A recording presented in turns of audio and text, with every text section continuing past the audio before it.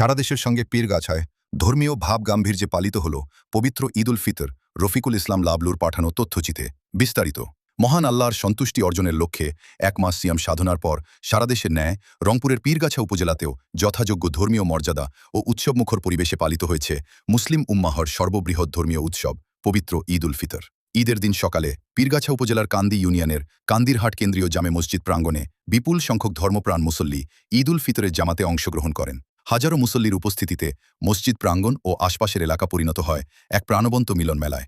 ঈদের নামাজ শেষে খুতবায় মুসলিম উম্মাহর ঐক্য, শান্তি, সম্প্রীতি ও দেশ জাতির কল্যাণ কামনা করে বিশেষ দোয়া ও মোনাজাত করা হয়।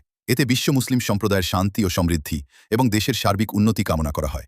নামাজ শেষে মুসল্লিরা একে অপরের সঙ্গে কোলাকুলি ও শুভেচ্ছা বিনিময়ের মাধ্যমে ঈদের আনন্দ ভাগাভাগি করেন। ছোট বড় সকলের মাঝে বিরাজ করে উৎসবের অনাবিল আনন্দ। স্থানীয় গণ্যমান্য ব্যক্তিবর্গসহ সর্বস্তরের মানুষ ঈদের জামাতে অংশগ্রহণ করেন, যা এলাকার সামাজিক সম্প্রীতি ও ভ্রাতৃত্ববোধকে আরও সুদৃঢ় করেছে। এদিকে ঈদকে কেন্দ্র করে উপজেলার বিভিন্ন এলাকায় নেওয়া হয় প্রয়োজনীয় নিরাপত্তা ব্যবস্থা, যাতে উৎসবমুখর পরিবেশে মানুষ নির্বিঘ্নে ঈদ উদযাপন করতে পারেন।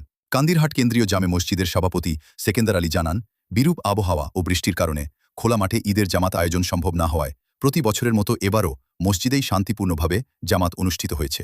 তিনি বলেন, বৃষ্টির পরও মুসল্লিদের ব্যাপক উপস্থিতি ছিল, যা আমাদের জন্য আনন্দের বিষয়।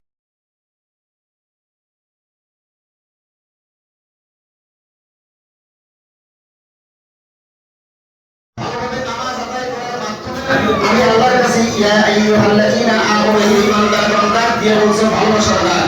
তোমরা যখন নামাজে দাঁড়াবে অত্যন্ত খালেস অন্তরে খালেস নিয়ে তোমরা নামাজে দাঁড়াবে।